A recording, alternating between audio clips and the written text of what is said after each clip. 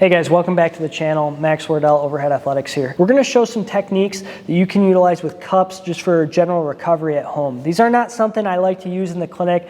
I spend very little time doing it, and it's because it creates a transient effect. However, a transient effect is exactly what you might want after an intense bout of pitching or throwing to help you recover and get ready for the next outing. Cupping can increase blood flow a little bit. It may get a little bit of massage through the top layers, and we've seen with some ultrasound that it can actually change some mechanics or some fluid dynamics in the muscle tissue, especially if it's more superficial, and we like it around the elbow. Like I said, I've done videos on this in the past. In fact, my #1 video on YouTube is cupping, which is interesting because it represents less than 1% of what I do. But it's something that I like to teach my athletes that they can start to do at home. Wherever you find some soreness, whether that's on the inside of the elbow, you can throw some cups on there.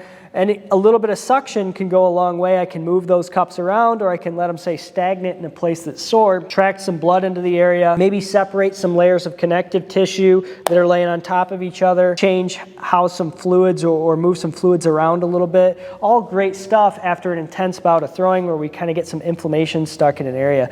And I'm gonna let Chuck kind of play around with these. Nice, simple, easy cups. There's a lot of different ones. Rock Tape has some, other people have them. You can buy them online. And the idea being that you can start to manage some of these soft tissue things on your own. We don't have to spend as much time when you're here with us in person or when you're with your instructor, wherever you're located, and you can kind of move those around a little bit. It might be uncomfortable, and that's totally cool, and you might get a little bit of bruising or a hickey type of look in a certain place, and that's totally cool. There's a lot of different types of cups. There's some of these more traditional styles that involve a pump. They actually get a little bit more force into them, and you can play around with that to the level that you want suctioned.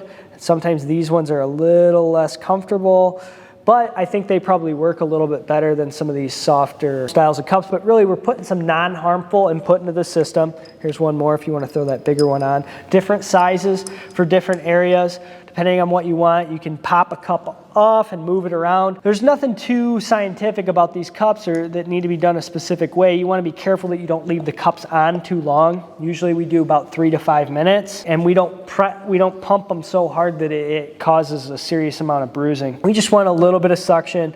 We can twist the cups to kind of get the skin to move.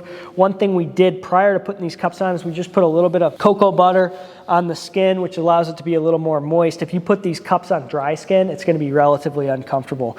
But just another recovery tool that you can utilize after throwing on the shoulder, on the elbow, anywhere you really want to, without any real negative side effects. There's really no drawbacks to cupping besides the time that it takes to do it. It's not going to heal all issues. Put that one right on the medial epicondyle if you want, right on the inside. But it can be another way to augment your recovery, including good hydration, good quality sleep, your good recovery routine as far as exercise goes, and to just get some non-harmful input in the system that's going to allow for a little bit better recovery, a little bit better blood flow. So cupping is something, like I said, I don't like to spend a lot of time in the clinic utilizing.